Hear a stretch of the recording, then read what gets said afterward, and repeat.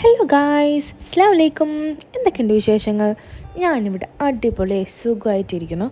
So ഇന്നത്തെ ഒരു കുട്ടി വ്ളോഗിലേക്ക് എല്ലാവർക്കും സ്വാഗതം. സബ്സ്ക്രൈബ് ചെയ്ത് കാണുമല്ലോ, സബ്സ്ക്രൈബ് ചെയ്യണേ.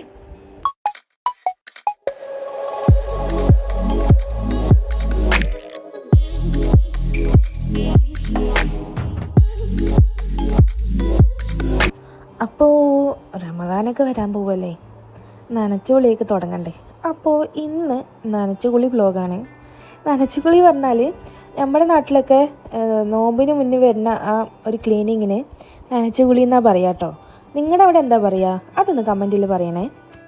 അപ്പോൾ ഞാനിവിടെ അമ്പംവില്ലൊക്കെ എടുത്ത് റെഡി ആയിട്ടുണ്ട്, ക്ലീനിങ് തുടങ്ങാം. അപ്പോൾ ഞാൻ ഇന്ന് ഈ റൂമാണ് ഫസ്റ്റ് തുടങ്ങണേ ക്ലീനിങ്ങിൽ. ഇത് ഞങ്ങളുടെ ഡ്രസ്സിങ് റൂമാണ്. ആ റൂമിൽ തുടങ്ങണതിന് മുന്നേ നമുക്ക് ഈ പുറത്തൊക്കെ മാറാലൊക്കെ പറ്റിയിട്ടുണ്ടാവുമല്ലോ, അതൊക്കെ ഒന്ന് ക്ലീൻ ചെയ്തിട്ട് വരാം. അത് കഴിഞ്ഞിട്ട് മുന്നിലും പിന്നിലൊക്കെ ഞാനൊന്ന് അടിച്ചു വാരി വിടട്ടെ കേട്ടോ. അപ്പോൾ പറഞ്ഞ പോലെ ഞങ്ങളുടെ വീട്ടിൽ ആകെ 2 റൂമുള്ളൂ. ഒരു റൂമിൽ അറ്റാച്ച്ഡ് ബാത്റൂം. അപ്പോൾ എൻ്റെ ഒത്തിരി വലിയ കട്ടില. അപ്പോൾ ആ അറ്റാച്ച് ബാത്റൂമിലുള്ള റൂമിൽ എൻ്റെ വലിയ കട്ടിൽ കൊള്ളില്ല. സോ ഞങ്ങൾ എന്ത് ചെയ്തു, ആ റൂമിന് ഡ്രസ്സിങ് റൂമാക്കി.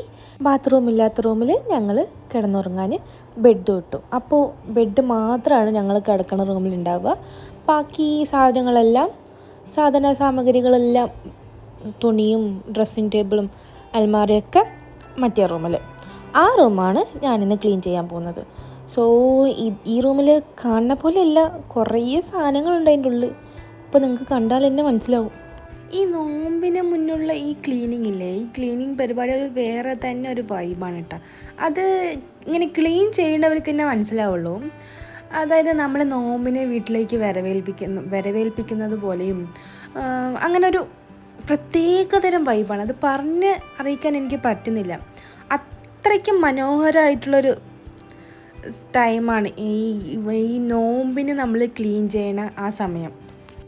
അത് എക്സ്പീരിയൻസ് ചെയ്തവരുണ്ടോ? എക്സ്പീരിയൻസ് ചെയ്തവരാണെങ്കിൽ ഒന്ന് കമൻറ്റിൽ പറയണേ നിങ്ങളുടെ നോമ്പിൻ്റെ ക്ലീനിങ് ടൈമിലുള്ള കഥ. പിന്നെ കല്യാണത്തിന് മുന്നേ ഉമ്മാൻ്റെ കൂടെ ക്ലീൻ ചെയ്യുമ്പോഴൊക്കെ അടിയായിരിക്കും ഞാനും ഉമ്മയും തമ്മിൽ. എന്നിട്ട് അടുത്ത അമ്മമ്മൻ്റെ വീടായതുകൊണ്ട് അമ്മമ്മ അല്ലെങ്കിൽ അവിടുത്തെ ആരെങ്കിലും വന്ന് ഞങ്ങളെ സമാധാനിപ്പിക്കണം. അതൊക്കെ ഒരു കാലം.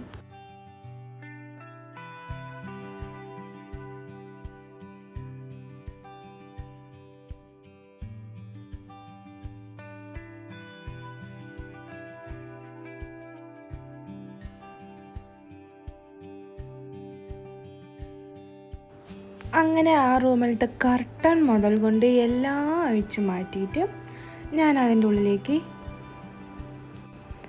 ക്ലീനിങ്ങിന് ഇറങ്ങി. ഈ അലമാറിൻ്റെ മേലെ ഞാൻ കണ്ട ചവറും അതും ഇതൊക്കെ നിറച്ച് വെച്ചിട്ടുണ്ട്.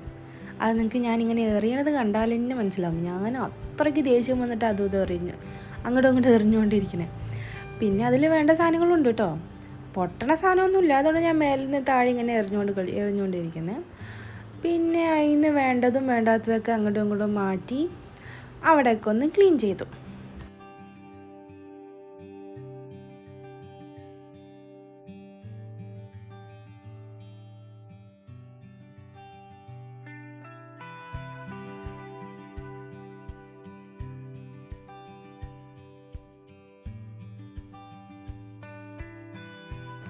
ഈ മുഖം ഇങ്ങനെ അന്തം വിടാൻ കാരണം ഇതാണ് കേട്ടോ. പിന്നെ ചുറ്റിനുള്ള മാറാലയൊക്കെ തട്ടി ട്യൂബിൻ്റെ അവിടത്തെയും ഫാനിൻ്റെ അതിലത്തെയും ഈ ജനലിൻ്റെ അവിടത്തെയും ഇങ്ങനെ ഈ കോർണർ ഭാഗത്തെയൊക്കെ മാറാലയൊക്കെ തട്ടി.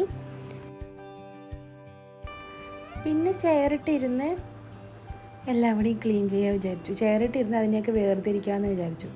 ആ ബോക്സ് കൊണ്ടുവന്ന് വെച്ചിരിക്കുന്നത് വേസ്റ്റിനുള്ള ബോക്സാണ് കേട്ടോ.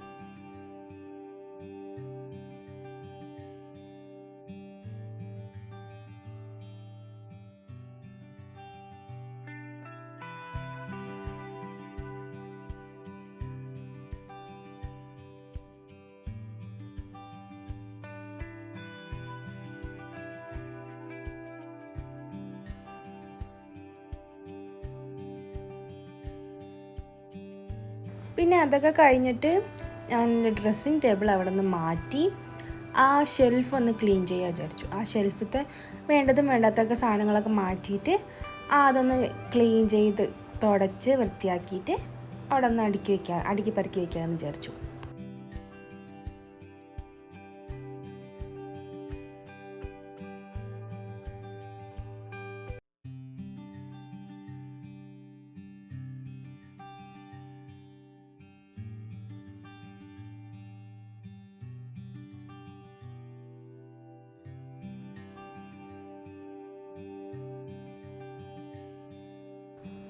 പിന്നെ ഇത് കണ്ട അടുത്ത് കാണിക്കുന്ന സാധനം, ഇത് എൻ്റെ ഫേവറേറ്റ്.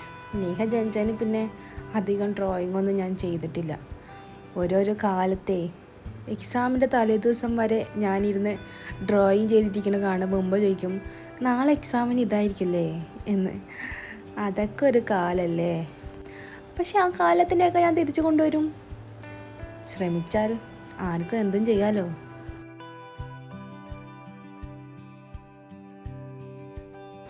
പിന്നെ വെള്ളത്തിൽ കുറച്ച് ലേസോളൊക്കെ ഒഴിച്ചിട്ട് ഈ ഷെൽഫൊക്കെ ഒന്ന് ക്ലീൻ ചെയ്തു. ഫസ്റ്റേ ഉമ്മാൻ്റെ കൂടെ വൃത്തിയാക്കൽ പരിപാടികളൊക്കെ നിൽക്കുമ്പോൾ ഇതായിരിക്കും എൻ്റെ പണി, ഷെൽഫുകൾ വൃത്തിയാക്കുക.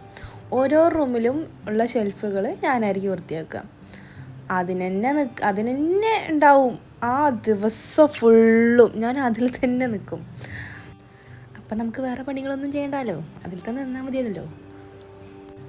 പിന്നെ ഉമ്മാൻ്റെ അപ്രൻറ്റിസായിട്ടും അതെടുത്ത് കൊടുക്കൽ ഇതെടുത്ത് കൊടുക്കൽ ചൂലെടുത്ത് കൊടുക്കൽ അങ്ങനത്തെ അപ്രൻറ്റിസായിട്ട് നിൽക്കും.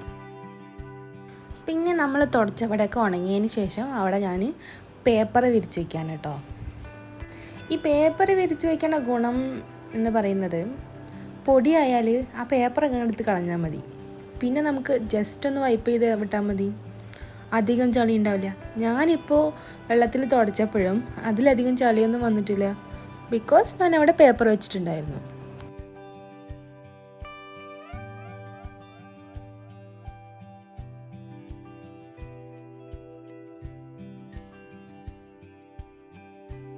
പേപ്പർ വെച്ചതിന് ശേഷം എല്ലാം നല്ല ചന്തത്തിൽ അടുക്കി വെച്ചു.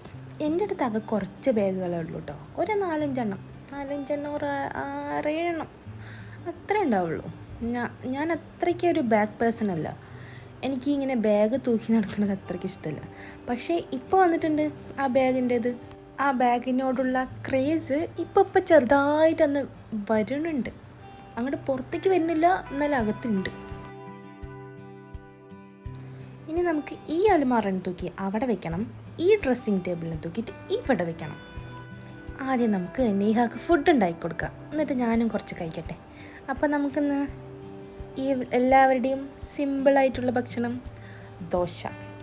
സോ ദോശയും ചട്നി ഉണ്ടാക്കിയിട്ട് ഞാനും നേഹയും കൂടി ഇരുന്ന് കഴിക്കുകയാണ്.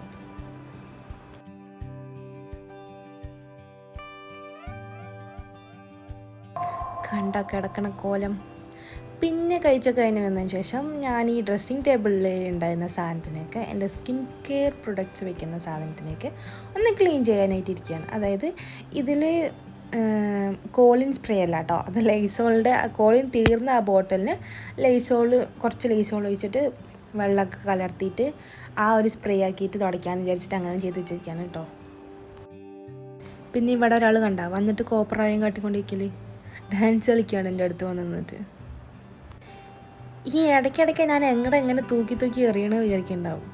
അവിടെ ഞാൻ ആ മറ്റേ ബോക്സ് അവിടെ ഉണ്ട്, അതിലേക്കാണ് ഞാൻ എറിഞ്ഞുകൊണ്ടിരിക്കുന്നത്. അതൊക്കെ കഴിഞ്ഞിട്ട് അതൊക്കെ നമ്മൾ ഷെൽഫിൽ അടുക്കി പെറുക്കി വെച്ചു. പിന്നെ ഈ ഡ്രസ്സിങ് ടേബിളിനെ ഫുള്ളായിട്ടൊന്ന് തുടച്ച് അതിൻ്റെ അകം ഒന്ന് ക്ലീൻ ചെയ്യാമെന്ന് വിചാരിച്ചിട്ട് അത് ചെയ്തുകൊണ്ടിരിക്കുകയാണ് ഞാൻ. ക്ലീൻ ചെയ്യുമ്പോൾ എല്ലാത്തിൻ്റെയും മുക്കിലും മൂലയിലും വരെ ക്ലീൻ ചെയ്യണ്ടേ. ക്ലീൻ ചെയ്തതിന് ശേഷം ഞാൻ അപ്പോഴേ പറഞ്ഞ സ്ഥലത്തേക്ക് അതിന് നീക്കി ഞാൻ കൊണ്ടുപോയി വെക്കാൻ പോവാണ്. ഈ അലമാറി ഒറ്റയ്ക്കല്ലാട്ടോ നീക്കിയത്, അത് ഇക്കയും കൂടി വന്നിട്ട് നീക്കിയതാണ്. അതിനെ ഞാൻ ഒറ്റയ്ക്ക് നീക്കിയിരുന്നെങ്കിൽ ഇന്ന് തന്നെ ഐസിയുയിൽ കൊണ്ടിടാമായിരുന്നു. അത്രയ്ക്കും വലിയൊരു ദജ്ജാലാണ് ആൾ. 2 പേരിനെ കൊണ്ടേ നടന്നില്ല. എങ്ങനെയൊക്കെയോ ഞങ്ങൾ അങ്ങോട്ട് നീക്കി വെച്ചതാണ് സാധനത്തിന്. പിന്നെ അതൊക്കെ അവിടെ കൊണ്ട് വെച്ചതിന് ശേഷം അവിടെയൊക്കെ ഒന്ന് അടിച്ചു വാരിയിട്ടു.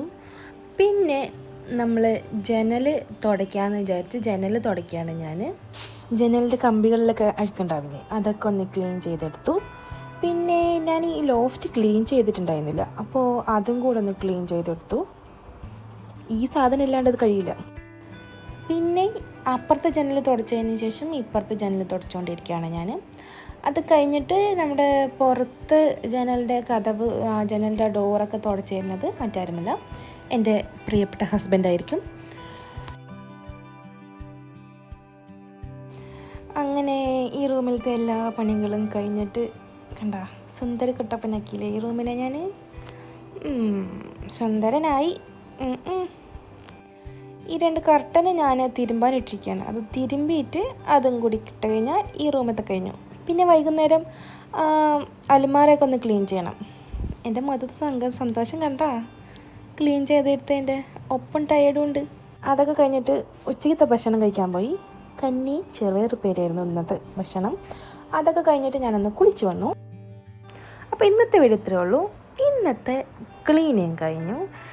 ഇനി നാളെ വേറെ ക്ലീനിങ് വീഡിയോ ആയിട്ട് വരാം. സോ എല്ലാവർക്കും വീഡിയോ ഇഷ്ടമായെന്ന് വിചാരിക്കുന്നു.